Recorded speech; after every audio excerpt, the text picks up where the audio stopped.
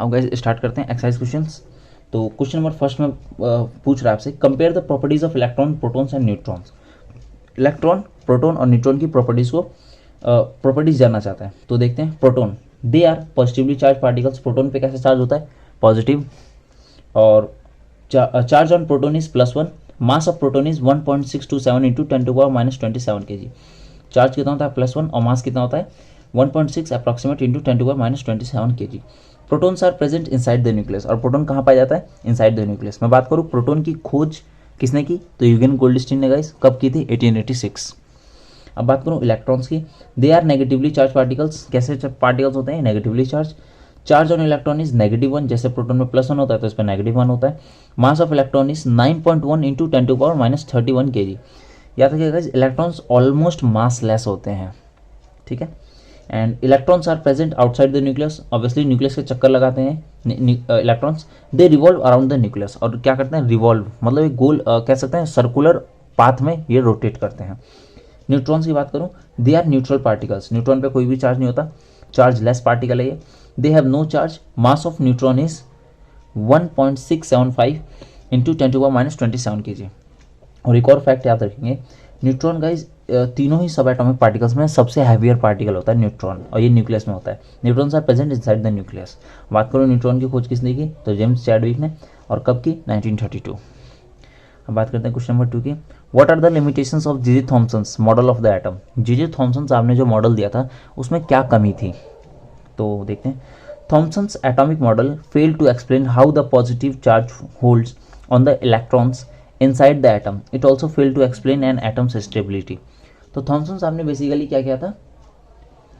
वो एटम की स्टेबिलिटी को प्रूफ नहीं कर पाए थे। ये उनकी सबसे बड़ी एटॉमिक मॉडल की प्रॉब्लम थी। अब दूसरे पॉइंट की बात करूं तो the theory did not mention anything about the nucleus of an atom. और सबसे बड़ी प्रॉब्लम जे थॉमसन के एटॉमिक मॉडल की कि उनके एटॉमिक मॉडल में न्यूक्लियस नाम की कोई चीज़ थी ही नहीं। जबकि बाद में जब रदरफोर्ड साहब ने गोल्ड फॉइल एक्सपेरिमेंट किया तब पाया कि एटम में एक न्यूक्लियस भी होता है, और न्यूक्लियस के अंदर ही सारा मास एटम का क्या होता है? कंसंट्रेटेड होता है। तो ये कुछ कमियां थी जे थॉमसन के एटॉमिक मॉडल की। अब बात करते हैं नेक्स्ट क्वेश्चन। क्वेश्चन नंबर 3 कह रहा है, what are the limitations of Rutherford's model of the atom. अब रदरफोर्ड्स के एटॉमिक मॉडल की कमियां हमें जाननी है। तो पहला point, Rutherford's model was inadequate to explain the stability of an atom. Same case जैसे जे थॉमसन साहब स्टेबिलिटी को एक्सप्लेन नहीं कर पाए, रदरफोर्ड साहब का एटॉमिक मॉडल भी एटम की स्टेबिलिटी को सही से एक्सप्लेन नहीं कर पा रहा था। It did not mention anything about the arrangement of an electron in orbit. Rutherford साहब ने ये तो बता दिया कि न्यूक्लियस के चारों तरफ चक्कर लगाने वाला कौन है? इलेक्ट्रॉन। बट किस पाथ में घूम रहा है, उस पाथ का रेडियस क्या है, उसका कितना न्यूक्लियस से दूर है, कितना पास इलेक्ट्रॉन, ये कुछ नहीं बता पाए थे रदरफोर्ड साहब। एज पर Rutherford's model, electrons revolve around the nucleus in a circular path, but particles that are in motion on a circular path would cause rotation radiation of energy by charge particles. Eventually electrons should lose energy and fall into the nucleus. According to Rutherford models की बात करूं तो इन्होंने कहा था electrons गोल गोल चक्कर लगाते हैं न्यूक्लियस के, तो इनकी बात मान ली गई, चलिए ठीक है। बट ये बात बाद में मैक्स प्लांक साहब आए, उन्होंने इनसे पूछा कि अगर कोई भी चार्ज पार्टिकल है और अगर वो किसी भी न्यूक्लियस का चक्कर लगाएगा तो वो कैसा गाइस पार्टिकल हो जाता है? Charge particle. तो एज पर Rutherford's model electrons revolve around the nucleus. तो जब इनसे पूछा गया गाइस रदरफोर्ड साहब से कि अगर कोई भी चार्ज पार्टिकल न्यूक्लियस का चक्कर लगाएगा और अगर वो सर्कुलर पाथ में घूम रहा है, तो सर्कुलर पाथ में कोई भी जब पार्टिकल घूमता है तो एक्सेलरेटेड चार्ज पार्टिकल बन जाता है, और एक्सेलरेटेड चार्ज पार्टिकल रेडिएशन के फॉर्म में एनर्जी एमिट करेगा।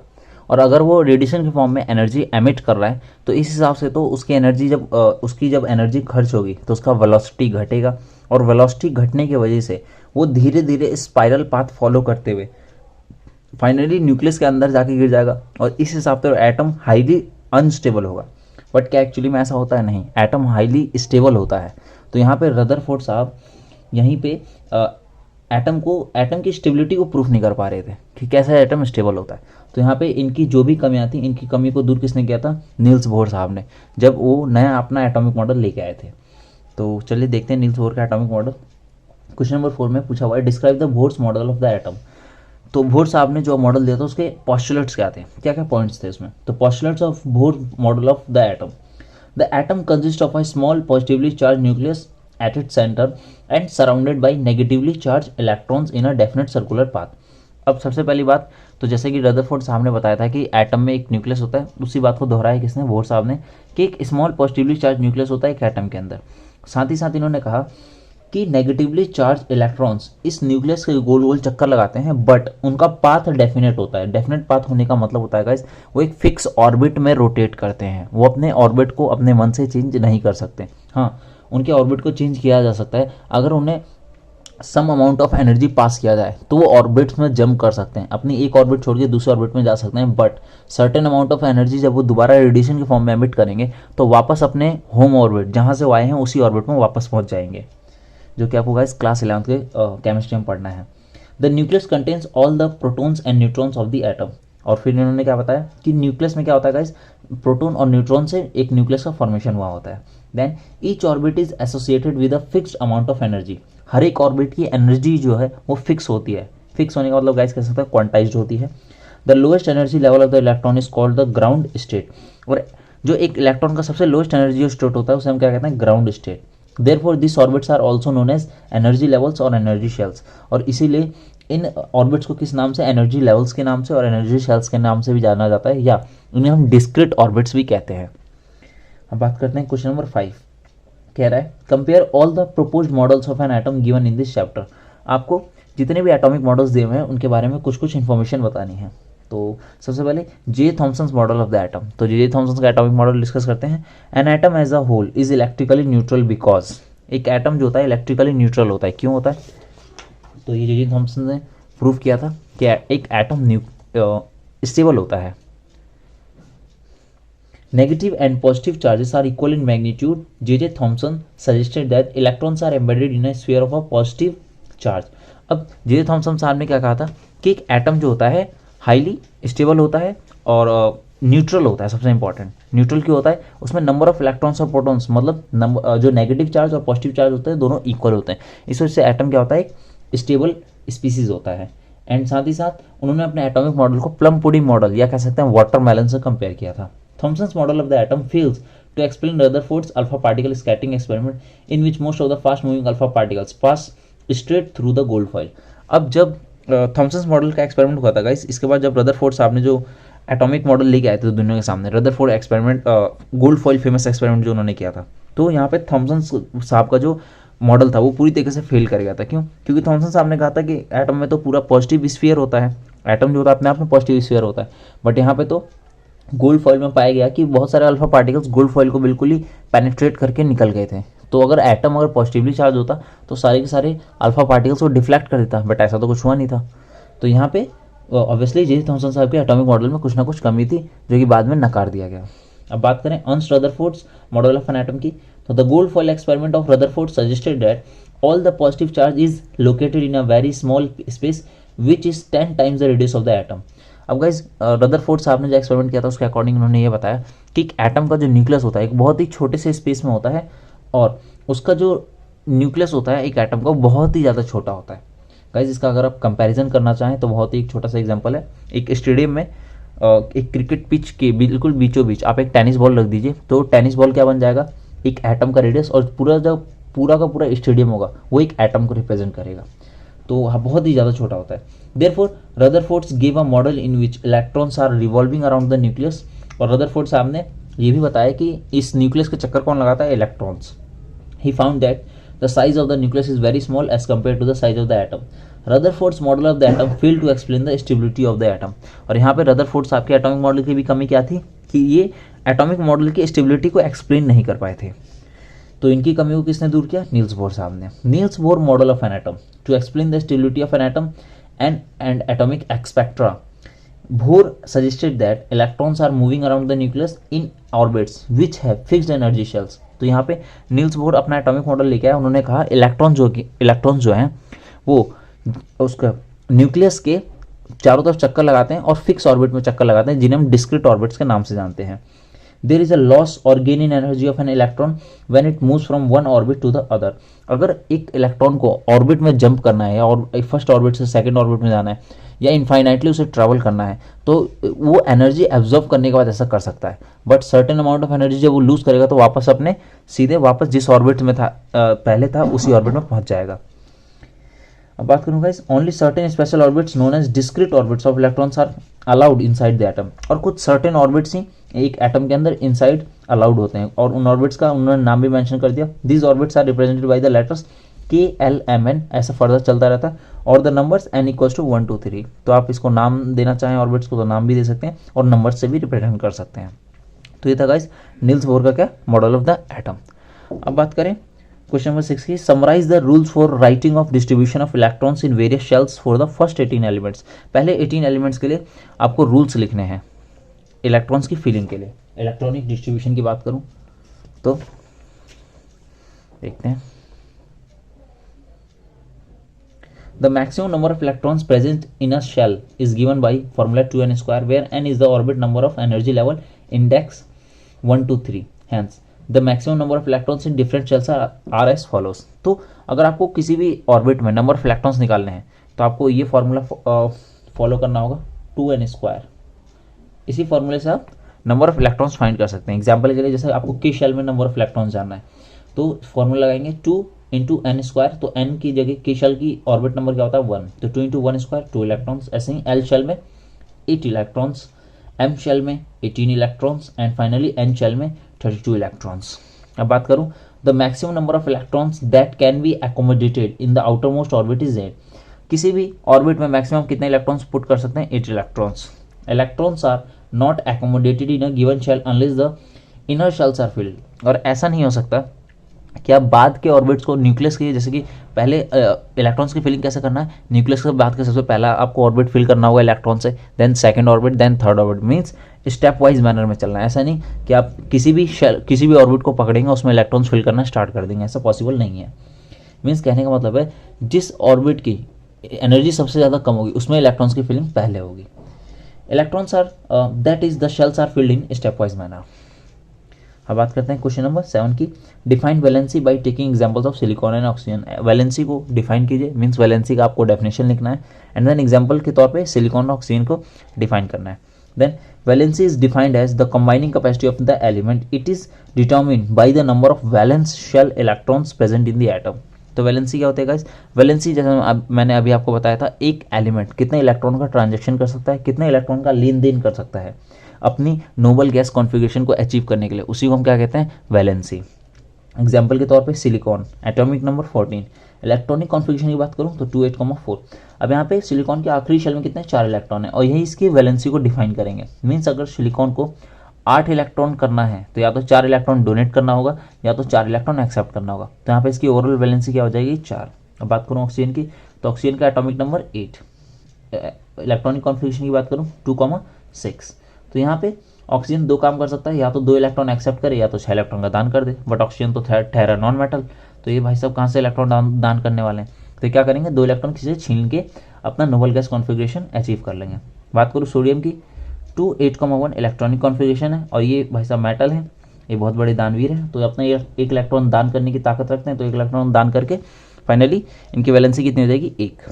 अब बात करूँ एल्यूमिनियम, ये भी मेटल है, तो ये भी 3 इलेक्ट्रॉन दान करना ज़्यादा पसंद करेंगे और इनकी वैलेंसी कितनी हो जाएगी 3। तो लिटरली गाइस मेटल्स जो होते हैं दानवीर कहलाते हैं और non metals obviously we call them भिखारी। एंड ऐसे ही क्वेश्चन नंबर 8 की बात करें तो explain the terms with examples.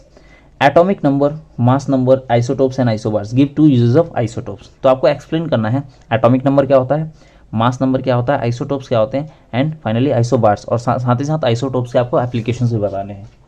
तो देखते हैं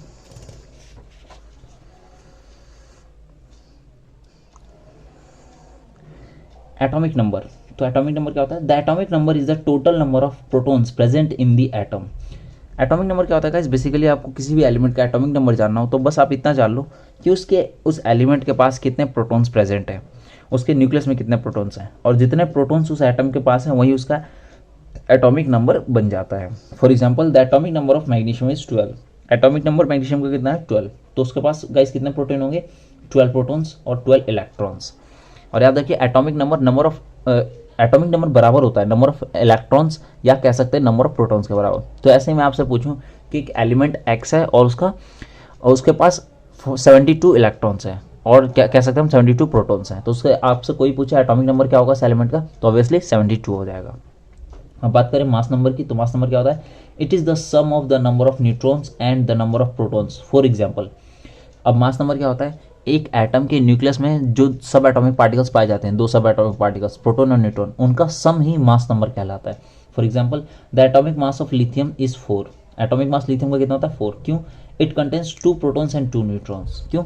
इसके न्यूक्लियस में 2 प्रोटॉन होते हैं और 2 न्यूट्रॉन, इन्हीं दोनों का जो कॉम्बिनेशन है वो मास नंबर बन जाता है। ऐसे ही कार्बन का एग्जाम्पल, कार्बन का एटॉमिक मास 12 होता है और कार्बन का एटॉमिक नंबर 6 होता है, तो 6 प्रोटॉन और 6 न्यूट्रॉन मिलकर क्या बनाते हैं, मास नंबर 12 कार्बन का। बात करूँ isotopes, isotopes can be defined as the variants of chemical elements that possesses the same number of protons and electrons but a different number of neutrons। Isotopes क्या होते हैं गाइस, आइसोटोप्स एक ही element के different कह सकते हैं रूप होते हैं, स्पीशीज होती हैं जिनका एटॉमिक नंबर तो सेम होता है बट एटॉमिक मास डिफरेंट होता है। और यहाँ पे एटॉमिक मास डिफरेंट किसके वजह से होता है, तो ये सारा खेल होता है न्यूट्रॉन की वजह से। न्यूट्रॉन्स डिफरेंट होने की वजह से एटॉमिक मास डिफर कर जाते हैं। एग्जाम्पल के तौर पे मैंने हाइड्रोजन के तीनों आइसोटोप लिखे हुए हैं, आई होप पता हो आपको, protium 1H1, deuterium 1S2 and tritium 1S3। ऐसे ही कार्बन के दोनों isotopes C612 carbon and C614, ये रेडियो एक्टिव है। अब बात करूँ आइसोबार्स की, तो आइसोबार्स क्या होते हैं, ठीक आइसोटोप्स के उल्टा, जैसे यहाँ पे एटॉमिक नंबर सेम तो यहाँ पे एटॉमिक मास सेम हो जाएगा। Isobars are atoms of different chemical elements that have the same mass number but different atomic number. Isobars जिनका एटॉमिक नंबर डिफरेंट हो बट एटॉमिक मास सेम हो। अब atomic mass same है तो इसके पीछे की कहानी कौन करेगा, obviously neutron. I dot E dot same number of protons but a different number of neutrons. Atomic number sorry, यहाँ पे न्यूट्रॉन्स डिफरेंट नंबर के हो जाएंगे। ओके, फॉर एग्जांपल यहाँ पे एग्जांपल के तौर पर मैंने क्या लिया है, आर्गन और कैल्शियम। एटॉमिक नंबर देखेंगे गाइस, एटॉमिक नंबर 18 है आर्गन का और कैल्शियम का 20। यहाँ पे देखेंगे गाइस प्रोटॉन्स डिफरेंट है, सॉरी यहाँ पे मैंने डेफिनेशन में थोड़ी गड़बड़ी की है, यहाँ पे प्रोटॉन्स की संख्या डिफरेंट हो जाएगी। क्यों? आर्गन में 18 प्रोटॉन्स जाएंगे और कैल्शियम में 20 प्रोटॉन्स। बट मैं बात करूँ गाइस न्यूट्रॉन सेम होंगे इन दोनों में, ठीक है। तो यहाँ पे एटॉमिक मास क्या है दोनों का सेम, तो एक बार आप क्विक चेक कर लेंगे। एंड अब बात करूँ, जैसे आपसे एप्लीकेशन पूछा गया था किसका, आइसोटोप्स का, तो यूजेस ऑफ आइसोटोप्स कहाँ कहाँ होता है, बहुत फर्दर इनके गाइस यूजेस है, हमें 2-3 जानने हैं बस। In the treatment of cancer, cancer के ट्रीटमेंट में हम कोबाल्ट के आइसोटोप का इस्तेमाल करते हैं, an isotope of cobalt is used. और बात करूँ in the field of medical, an isotope of iodine is used in the whole body scan, means whole body को स्कैन करने के लिए आयोडीन का एक आइसोटोप का इस्तेमाल किया जाता है। तो ये था गाइस 2 एप्लीकेशंस आइसोटोप्स के। अब बात करूँ क्वेश्चन नंबर 9 की, तो Na+ has completely field K and L shells, explain. Na+ में K और L शेल दोनों कम्प्लीटली फिल हैं, तो बताइए समझाइए क्या कहना चाहता है। तो अगर मैं बात करूँ नॉर्मली सोडियम की, सोडियम का एटॉमिक नंबर कितना होता है 11, और अगर एटॉमिक नंबर 11 है तो इलेक्ट्रॉनिक कॉन्फ़िगरेशन 2,8,1 हो जाएगा। और यहाँ पे कह रहा है K और L शेल फिल है, तो K और L शेल 2,8 तभी पॉसिबल हो सकता है जब यहाँ से ये इलेक्ट्रॉन अगर जा चुका है, तभी पॉसिबल है गाइस। तो जब एक इलेक्ट्रॉन का दान कर देगा सोडियम, तो यहाँ पे बन जाएगा Na+, और यहाँ पे क्यों दान करेगा, तो गाइस नोबल गैस कॉन्फ़िगरेशन को अचीव करने के लिए, और नोबल गैस कॉन्फ़िगरेशन अभी अचीव कर चुका है। अब याद रखिए Na+ जो है दुनिया का सबसे हाईएस्ट स्टेबल एलिमेंट है, अब ये इलेक्ट्रॉन का ट्रांजैक्शन नहीं करेगा, अब ये चुपचाप कहीं पे आराम से किसी भी एलिमेंट से रिएक्ट नहीं करेगा, कंपाउंड नहीं बनाएगा। क्यों? बिकॉज ये अपनी स्टेबिलिटी को अचीव कर चुका है, और दुनिया में हर एक एलिमेंट नोबल गैस कॉन्फ़िगरेशन को अचीव करना चाहते हैं। एक बार नोबल गैस कॉन्फ़िगरेशन अचीव हो गई देन वो कभी इलेक्ट्रॉन्स का ट्रांजैक्शन नहीं करते। तो ये था गाइस इसका एक्सप्लेनेशन। अब देखते हैं आगे questions.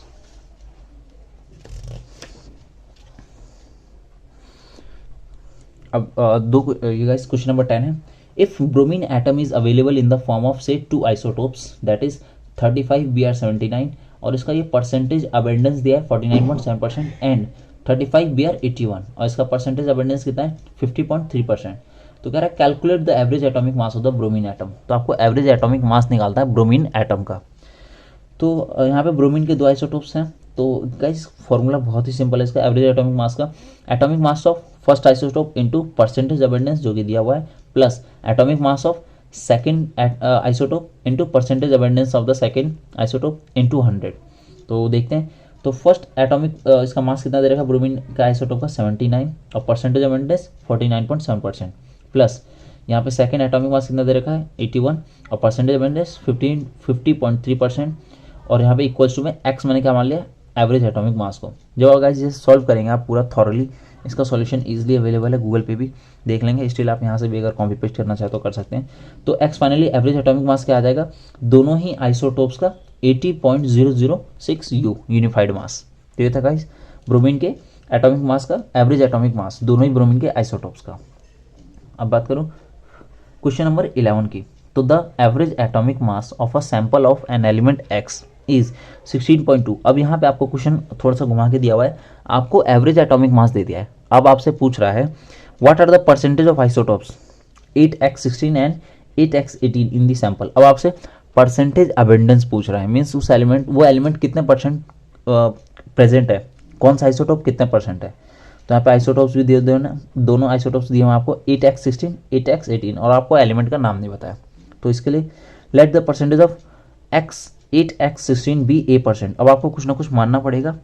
Then percentage of 8x16 be 100 minus a%। मतलब अगर एक आइसोटोप को आप एक आइसोटोप का परसेंटेज अबेंडेंस a मानते हैं तो दूसरे का 100 माइनस a% मानना होगा। देन फाइनली सेम फॉर्मूले लग के आपको सॉल्व करना है। एटॉमिक मास यहाँ पे 8x16 में 16 एटॉमिक मास इंटू a% है, तो a और परसेंटेज को हटाएंगे तो अपन में कितना आ जाएगा 100 प्लस ऐसे ही सेम सेंस में 18 सेकेंड वाले आइसोटोप का एंड इंटू 100 माइनस ए और परसेंटेज का साइन हटाएंगे तो 100 अपॉन में 100 और एवरेज एटॉमिक मास तो हमें दिया ही हुआ है 16.2। एंड देन फाइनली इसे सॉल्व करेंगे गाइस, सेम मैथमेटिकल कैलकुलेशन करेंगे तो आप आंसर पाएंगे। तो यहाँ पे आंसर कितना आ जाएगा गाइस, ए की वैल्यू आ जाएगी 10%, 90%, ए की वैल्यू आ जाएगी 90%।